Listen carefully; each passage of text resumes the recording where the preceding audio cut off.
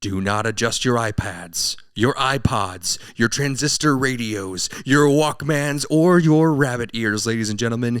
You have correctly selected Popcorn for Breakfast, your favorite movie review podcast, and we appreciate that honor. Today we bring our best energy and efforts to review Mean Girls. Let's go!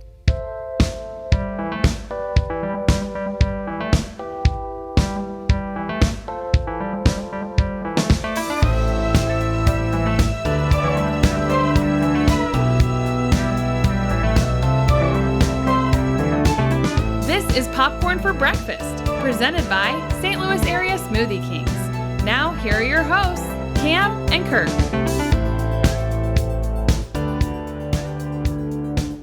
Yeah, we're going to let the music fade out here for a second.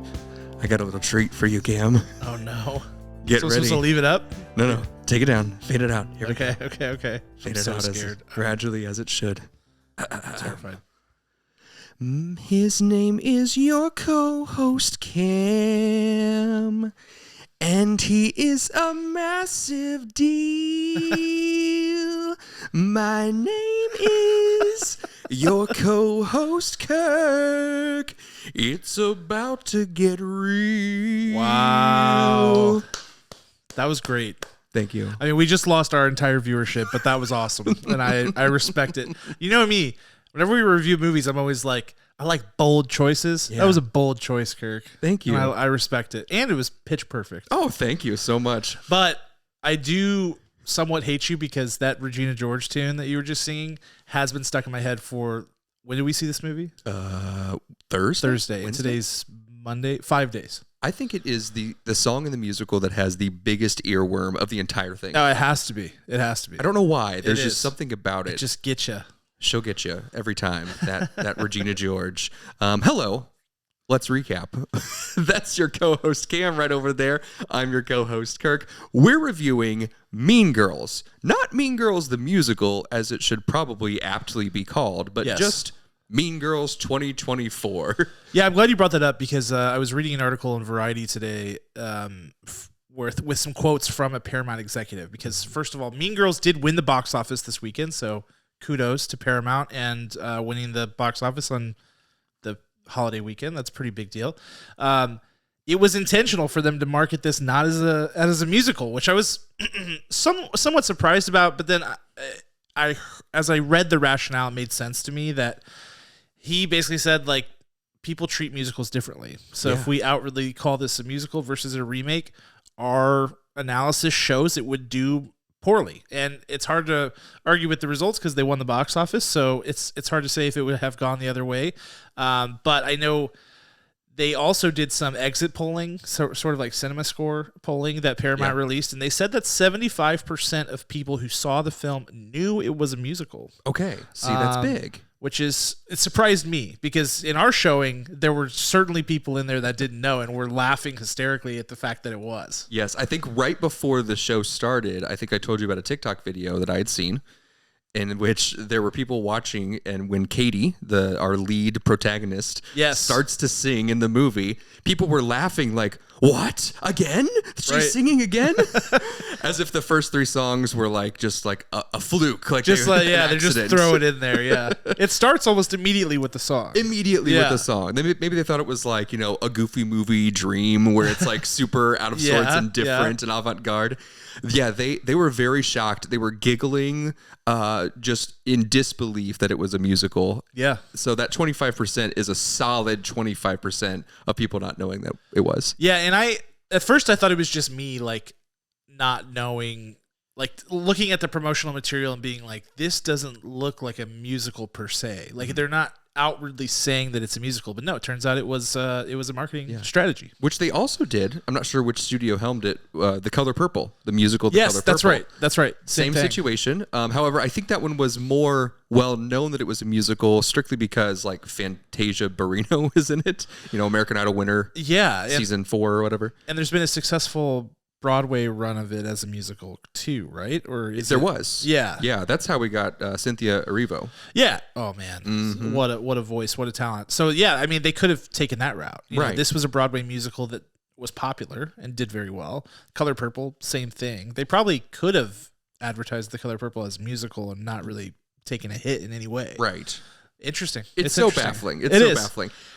Sometimes when we post things on social, I'm like, people know this already. And that will be the post that people say, oh my gosh, this is incredible. Yeah. Like the movie news, there's not enough of it. So next time and for the rest of forever, I'm just going to post it, assuming that only one other person, that person being Cam, has seen it. And maybe the other person, quick shout out, is one of our top fans, Mr. Kyle Wilson. Hopefully you're listening today. I've got to do this quick sneak of you, sir, because if you follow our Discord channel, it's lots of fun.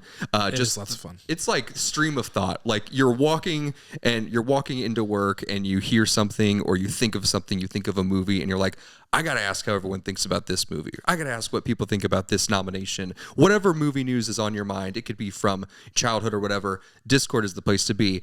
We were chatting on there. Kyle Wilson discovered that I did not have a sponsored Letterboxd account. And of course, he said, I cannot allow you to continue co-hosting this podcast and not have a more than free membership of Letterboxd, the movie tracking app. Yeah. He gifted it to me overnight. I happened to be deathly ill the night that he gifted it to me. So a big thank you. It was a great get well present. Yeah. I will reap the benefits all year long. So thank you, Kyle. What a peach. Shout out Kyle. That's awesome. Yes. I love it. Well, I think that later on in the episode here, Cam, if it's okay with you, I'm going to pick a secret word. And every time you say that word, I'm going to have you sing part of your explanation of your superlative of the review of this episode. Definitely not. Absolutely not? What? No. Okay, wait, what if we warm up first? No, I'm not an improver, Kirk. You know this of me. So I'm gonna, it's late. Usually I'm better in the morning. I sing better in the morning. Okay.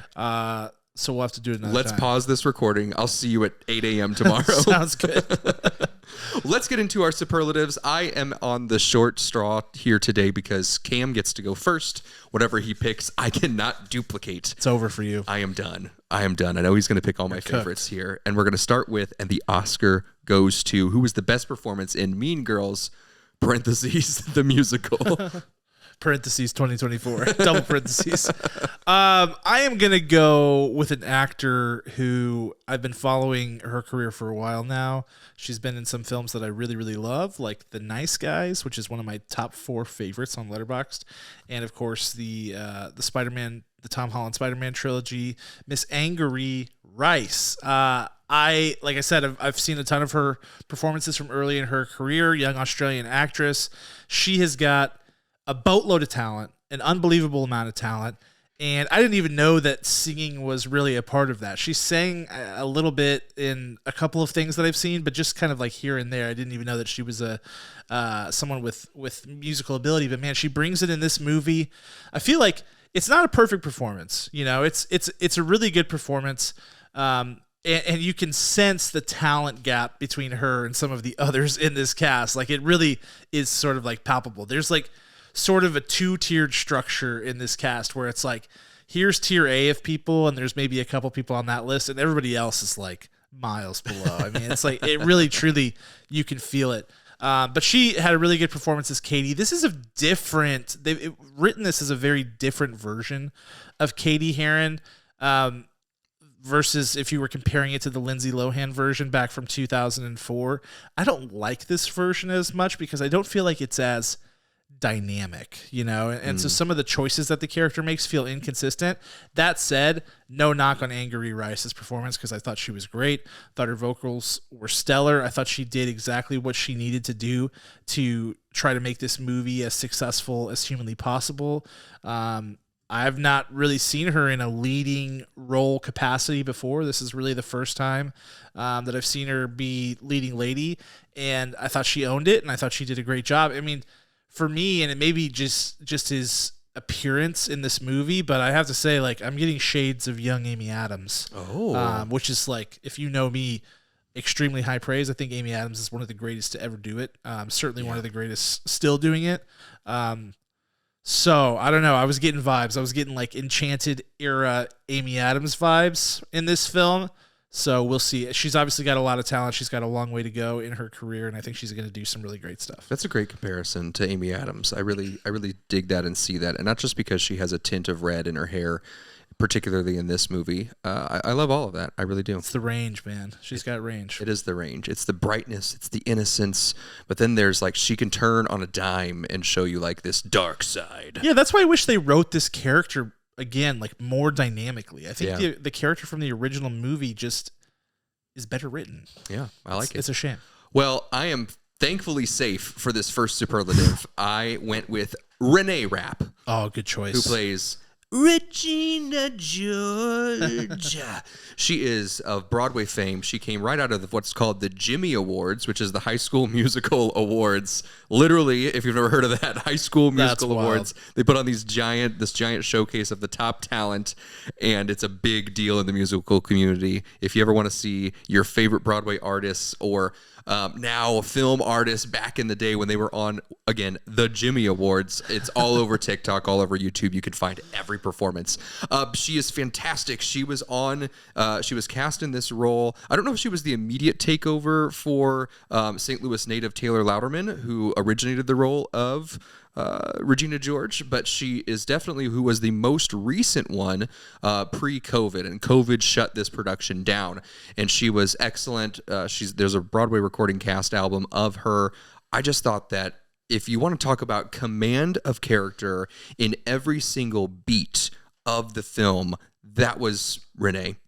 She just was locked in. It helped that she got to spend so much time with this character. Obviously, she's had that luxury of knowing the ins and outs, being on stage 8 days a week with her, with Regina, and that really, really paid off. There were acting choices in this film, particularly when she's chatting with her mom, who is played by Busy Phillips, which, holy cow, the resemblance is crazy. It's crazy. Where a normal actor would maybe be annoyed, but in a moment of conflict with her mom, she's smiling at her, but like speaking daggers while she smiles. I just found that acting choice in particular, and several others throughout this, were very enchanting, very mesmerizing, very powerful, and very unique. So Renee Rapp, you get it for me. I like that pick. I thought she was really good. And yeah, the Busy Phillips thing, like, shout out casting director, nailed it. Mm-hmm. Absolutely nailed it. All right. We need to do more, don't we? More superlatives. We do, today. Kurt. There's still more to talk about. End of episode. Thanks, guys. The next superlative, we're going to talk about our scene stealer. Who stole the show? We have our best actor, but who also caught your eye, Cam? Yeah, I almost went with Busy Phillips on this one because I think she's fantastic. But I think there was one person in particular that I felt like I had to give flowers to in this movie, and that is Mr. Jaquel Spivey, who plays Damien, who in both the original film and this musical adaptation, remake, whatever, is just a hilarious comedic anchor of the film. And man, did he accomplish that with just the best marks possible. I mean, he was hilarious. He was one of the characters I felt like was really well written in this movie. It felt like there was definitely some improv going on. Felt like this is a guy who's just funny. Yes. And just understands how to take a joke and optimize it to its fullest potential with timing, with delivery, with whatever. I mean, inflection. I mean, he's got it all going. Lovely singing voice. Yes. Also. I really loved this version of Damien. I feel like in the musical, the Damien and Janice roles, while fantastic in the original, they kind of reach, they change a little bit to be different versions of those characters, like more exciting, less like humdrum-ish versions of those characters. Mm-hmm. And because of that, they get amplified so much. And so you get to do really fun things with it. And I thought Jaquel Spivey in this role just really owned it and did an amazing job. And I was, every time he came on the screen, I was like, yes. Mm-hmm. What hilarious gut-busting thing is he going to say? Or like, what note is he going to hit that's just going to knock my socks off? He was a true scene stealer in every sense of the word. Yeah. And bravo to him, because so as I understand from the soundtrack, they actually cut some of Damien's songs or solos or whatnot. And with this one, I felt like it didn't suffer, because what we found was the balance of Janice and Damien was still very strong. In fact, I feel that Damien and Janice had a stronger balance in this than the original movie, because in the original movie and on the musical, I'm looking at Janice the whole time. She's just got a stronger character. This one was 2 for 2. Like, they're on the same level of energy and everything. Yeah, absolutely. I totally agree. All right, my scene stealer. I'm going to butcher this name. I need your help, Cam. I will try my best. But speaking of Janice, it goes to the number one Disney princess, Yes, Moana. How do you say that her name? Auli'i Cravalho. Perfect. I believe. Whenever I say her name the rest of this episode, can you just clip your voice saying it? I'll just crudely paste it in. It'll be like whenever you hear a recorded message. Here we go. My scene stealer goes to Auli'i Cravalho. Because I was just enamored with how she took on this character. The stage version of this character is just as bold as you remember from the original. And it's, I don't know, it's powerful. Actually, my favorite songs come from Janice's character, with the exception of the earworm, My Name is Regina George. It's just really, really wonderful. I'm a little upset with how, I'll talk in the director's shoes. I'm a little upset with how they took my favorite song with the direction of it, but she still sang the butt out of, I don't know if that's a phrase. Absolutely. The butt. She sang the butt right out of that song. Totally. I was thinking the exact same thing. The butt. I really enjoyed just the crazy makeup that they put her in throughout was just bonkers, but she's supposed to be this they just really amplified how artistic she was and just didn't care and was her own person and who she wanted to be. I loved exactly every beat that we got of her as well. And man, I mean, I knew Moana could sing in the musical, in Moana in Disney, but seeing her now, more grown up, maybe she's like 19 now. I don't know. She was pretty young when that premiered, but seeing her now and just even just like dominating this role was just so impressive to me. And in fact, I think it wasn't until the final like 15 minutes of the film where I was like, wait a second. I know that voice. Yeah, dude. See the light as it shines on the sea. And it just kind of connected for me. So that's my scene stealer today. What a voice indeed. Maybe the best raw vocal talent in this whole cast. I mean, you could make an argument for it. I mean, she's I think really her and Renee are just like yeah, that's probably battling, right? Very, very good. So yeah, it was really nice to see her in live action. I don't know that I ever have before. And really just owning this role, like you said. Very good. Right. Well, let's take a quick break because the only way we can do this here with video, with audio, with you, our fans, is through our premier and title sponsor, St. Louis area Smoothie Kings. They are so delicious. Cam and I are both on a Smoothie King kick. We're doing everything we can to get over to these locations as much as possible and to devour the meal replacements and sometimes the sweet treats that the smoothies offer. But even if you're getting a sweet treat, it's a much better alternative to the other stuff you're eating. One of my absolute favorites that I go to is the Power Meal, cinnamon and banana, 20 ounce, because I am a light eater and I get too cold if I go to 32 ounces, Cam. Oh, you get the brain freezes. I do. I really do. I get it after like a quarter of an ounce. You gotta pace yourself, man. I crashed my car because I've drank it too fast because it's too good. The smoothie is too good. It is, yeah. And so then I suffer for it. But alas, I don't make Smoothie King pay for my car crashing. That's my own problem because I have problems. That's so true. I'm just super thankful that they're everywhere. I'm thankful for the options for additives. So when I'm pretty much a routine guy, so kind of like people are coffee people, they have their same drink over and over. You can get your smoothie and roll up and spout it out, and they're just so excited to help you. What's your latest smoothie that you're on, Cam? Well, I also love the Power Meal smoothies. I love the Angel Food Slim. That's sort of my classic. That's the go-to kind of, low in calories, but delicious. I mean, just like your straight up good old-fashioned strawberry banana smoothie. It's delicious. And speaking of additives, that is the perfect smoothie to add things to because it's just like, it's kind of a perfect base. I like to throw in peanut butter. I like to throw in some sort of leafy green, usually kale or spinach. And like you said, it's like, make it for your day. And so sometimes I'm like, hey, the kid's been sneezing a lot lately. I'm going to throw in some immune boost. I'm going to throw in a multivitamin. And that's the great thing about it is that you can just cater it to whatever's happening in your life to fit your schedule. Super convenient. You know what also is great about the green additives, the greeny leaves that you can add? You don't taste them. Nope. Like, it's not like you're sitting there and you add spinach on your plate and you're like, oh my gosh, I really don't want to eat this. I don't want to be crunchy and get kale for dinner. No, like you add it, you don't even taste it, and you are getting healthy options at no risk to your palate. Yeah, so stop choking down these disgusting green supplements that people... Gah. Oh, man, I've tried it. It's terrible. Instead, go to Smoothie King, pick whatever smoothie you want, and then throw some spinach in there. Throw some kale in there. You won't taste it. You'll get all the nutritional benefit. It's delicious. Whole fruits. Organic veggies, no syrups, no artificial colors, flavors, or preservatives. Check out 660 Carlisle Avenue in Belleville or 3401 Namioki Road in Granite City. Get your smoothie today and rule the day. Yes. And we're back, Cam. Just like that. We're going to talk about our showstopper next. The showstopper goes into what is the production value that really caught your eye. It could be a particular scene. It could be a particular moment.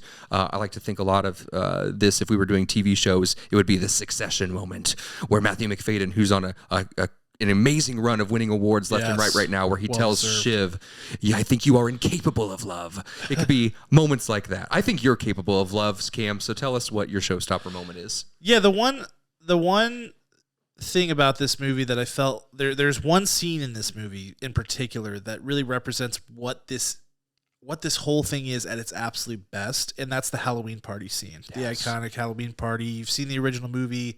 Katie shows up as a spooky vampire instead of like a sexy character. She totally missed the memo on that. There's lots of drama that happens. And the party is this movie at its peak because, first of all, they get out of that school. And so much of this movie takes place in the school, and with it having so many musical numbers, it gets to feel really... pardon the pun, one note. It starts I was trying to swallow that back down, but I couldn't. we need a little, what do you call it? The drum. What do you call it? A rim shot. A rim shot. I know, that was bad. That was really bad.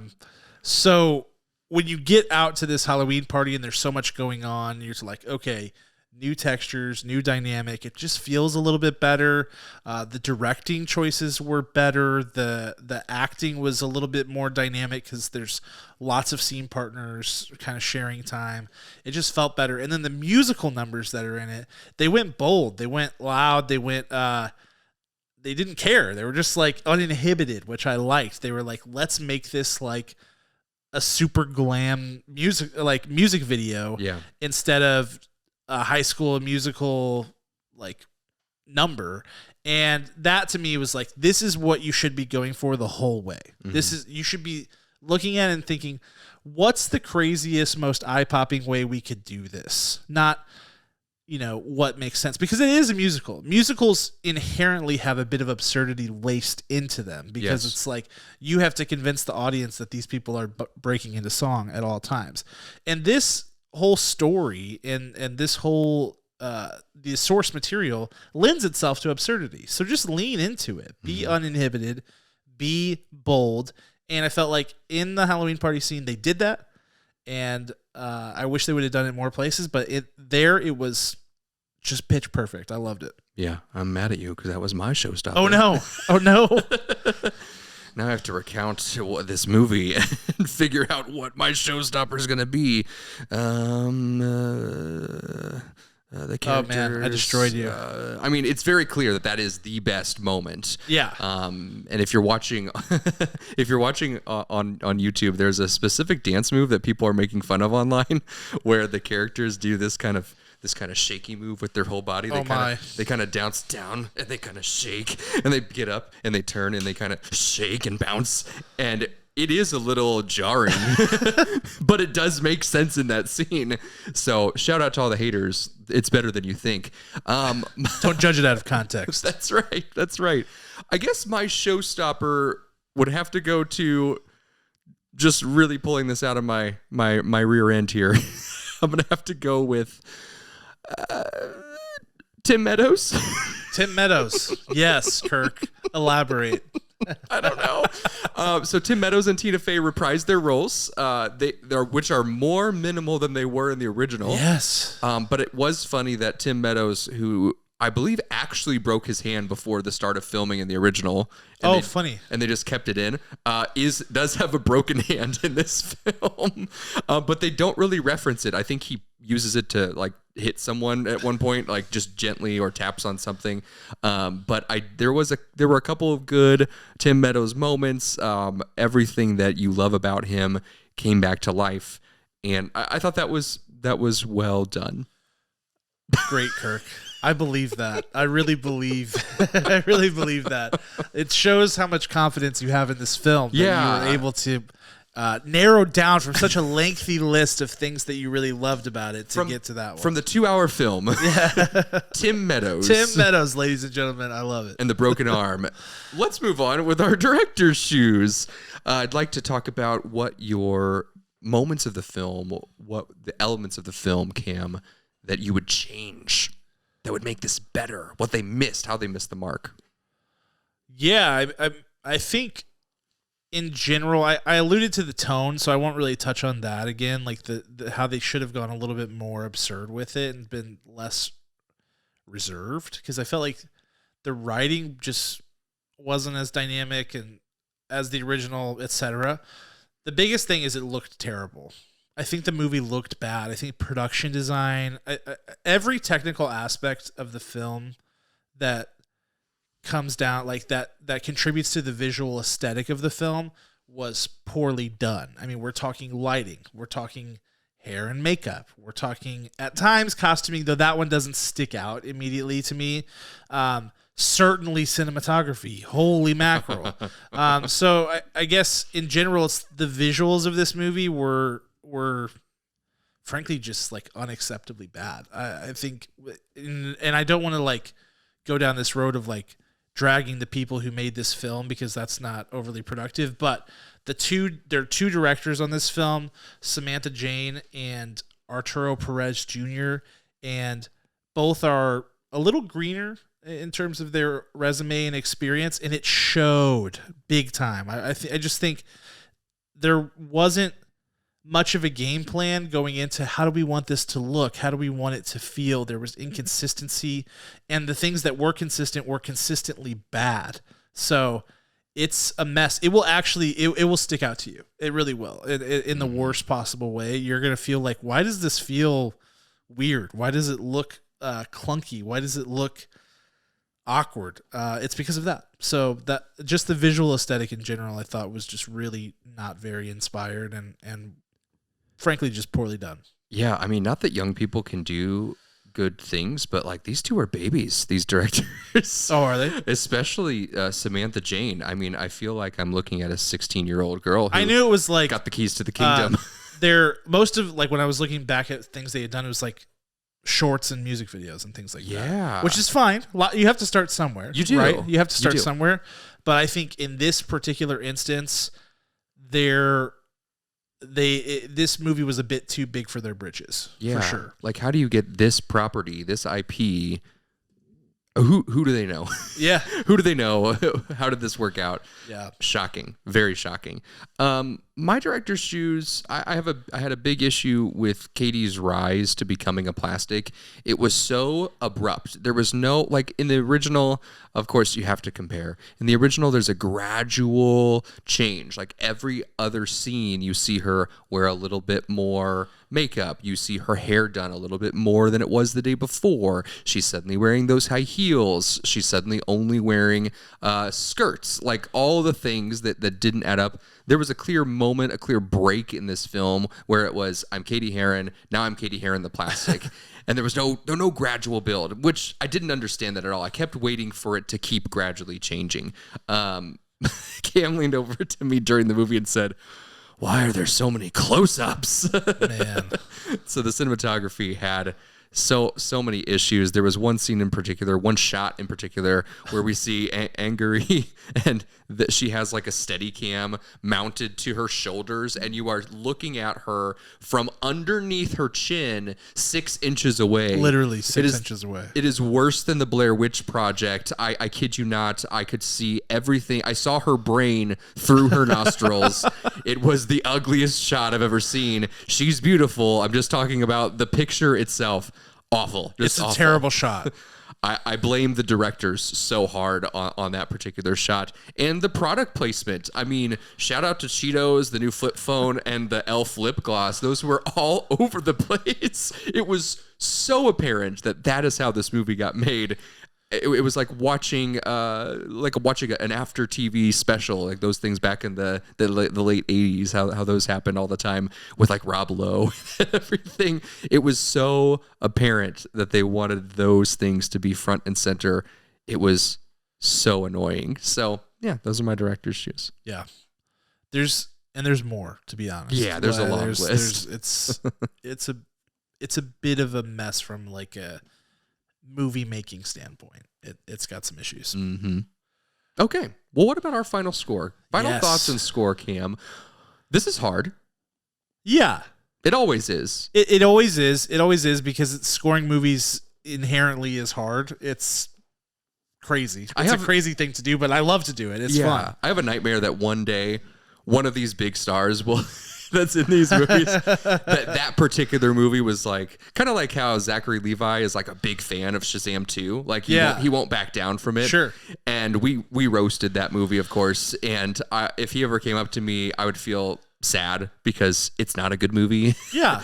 And that's how I feel. Like, not me, because I feel like anything that I say here, I would say to their face, and that includes inflammatory things I've said about Jared Leto.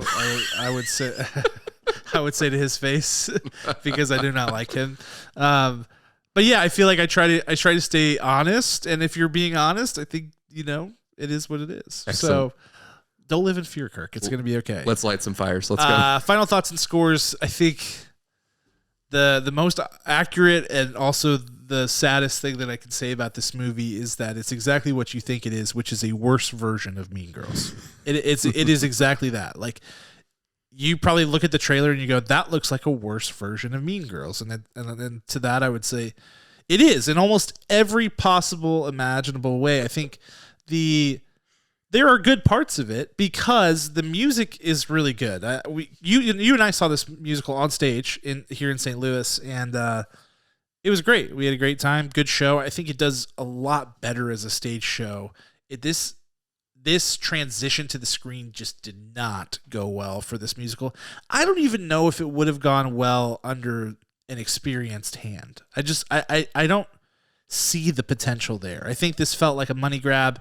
And I think that everything they tried to do to justify its existence with like, hey, let's target this towards Gen Z, which a remarkable 60% of viewers were under the age of 25 years old. Everything they did to target that particular demographic was forced and just bad, poorly written. It just did not work. I thought Tina Fey is Tina Fey. She's a legend. She's a great comedy writer. She can't write as well for this new generation. It just felt it didn't feel authentic and genuine in any way. So I think it really struggles. The musical numbers were good. I thought the vocals were good. There are some good performances. There are some really bad performances. It's not a horrible thing to watch. That's where I really struggle with this movie, but it does a lot of things very wrong. It gets by because the original source material is so good that there's only so bad you can make it, to be honest. There's only so bad. But this is like if you tried to make a Clueless musical for my generation. It just wouldn't work, because that movie never really resonated with me in the same way that it did with people who were a little bit older than me. So all of that is to say, this is definitely a worse version of Mean Girls. This is not at all a good homage to the original 2004 film and should not have been made. I'm giving it 3.8 out of 10 kernels. Yeah, that's a good score. That's a good score for this film. what to say about Mean Girls music note in the A? I don't remember where they put the music in note. the A. In the music note in the A, parentheses, the musical, parentheses, 2024, end parentheses. What have we not said? I just think that when they try to, in this film, punch up the original source material, like even the Glen Coco moment is lackluster. Yeah, it falls flat. You're right. Yeah. There's a really funny scene that you saw in the trailer of Jaquel saying, like they're in French class and he says Beyonce, but it's not funny when you've already seen it 600 times from the trailer, because it would have been good as a surprise joke, but not in the movie joke. I just, there were so many misfires here for Mean Girls that it's very upsetting. I'm not like a diehard Mean Girls OG fan, but if it's on, it's staying on, you know? If it's on TBS for the 1,000th time, it's going to stay on in the background. This movie, I feel like you could turn on in the background while you work from home. If you need some background noise, it's going to be, you're going to lift your head a little bit less, but it will be there for you. That's brutal. If you need some background noise, this is the movie for you. And then maybe make a Spotify playlist of all of Renee Rapp's songs from the soundtrack, because she kills. She absolutely kills it. I am close with Cam on this. There's a couple of performances that I really enjoy, so I'm just above you at a 4.2 out of 10 kernels. All right. You're in the 4s. I'm in the 3s. Yeah. That's how history will see it from here on out. Forever. And everyone will look to us to say, should I watch that movie and pay attention?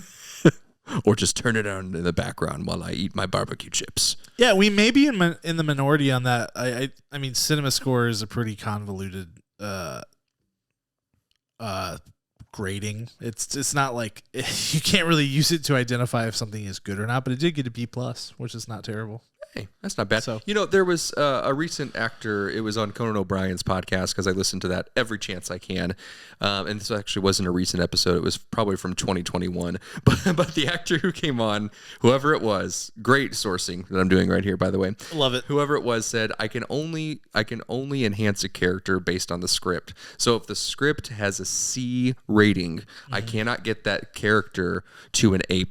Absolutely. But if the script has a B+, I can guarantee you an A- acting performance. So the material is so critical. It's so critical, and the baseline for these actors and crew, unfortunately, just wasn't there. I agree. I think it all starts with the script. I think it all starts with the direction, and both were a misfire on this one. Yeah. And for as young as these directors are, discovering this now while we record, it is absolutely baffling. There are scenes in here that reflect social media, and I felt like I was watching my grandparents try to tell you what social media looks like today. Yeah, that did not help their case at all. No, it didn't. Well, we'll dump on Mean Girls anytime in public. If you want to chat with us, you can chat with us on, again, Discord. Tell us what you liked. Tell us on Facebook. Tell us on Twitter. Tell us on, or X. What else is there? What else do we have, Cameron? I think a couple things. If you missed our last episode and you're a YouTube viewer, that's because due to technical issues with StreamYard, we were not able to put it on YouTube. So it is on the podcast feed. You can find it anywhere that you listen to podcasts. The other thing is our new segment, Kirk's Animation Station, that we have been talking about for a long time, is coming. It fits better into a What's Poppin' episode, so we're gonna hit you with that next time. Or maybe, and I should pitch this to Kirk, we just make this a running gag where every time we say we're gonna do it, and we never do it. But no, we are gonna do it. We are gonna do it. It's kind of like, or are we? It's it's kind of like the SNL skit with Keenan. What's up with that? He brings on these Leslie, or what's his name? Is it? Yeah, what is the Lindsey guy's? Buckingham? That's who it is. Lindsey It's Bill Buckingham. Hader, and he never gets to talk to him. They bring Robert De Niro on, and they bring Al Pacino, and they bring a sitting president, and he's like, they're about to talk, and all of a sudden, what's that? Oh, shoot. Let's talk about teachers. Yeah. Oh, I love it. I love it. No, we're waiting on the Amazon. I'm waiting on a whistle, like a train whistle, and Yeah, we're gonna get you hooked up. We'll get you a hooked up. conductor's hat. Yeah, we got time. We got time. Yeah, it'll happen. It'll happen. That's all we got. Maybe. Thank you so much for listening. Big shout out to our incredible title sponsor, Smoothie King, Area Smoothie King St. Louis. Big shout out to our executive producer, Ryan Spriggs, and the band Rhetoric. We appreciate you all, and we'll see you at the movies. Peace.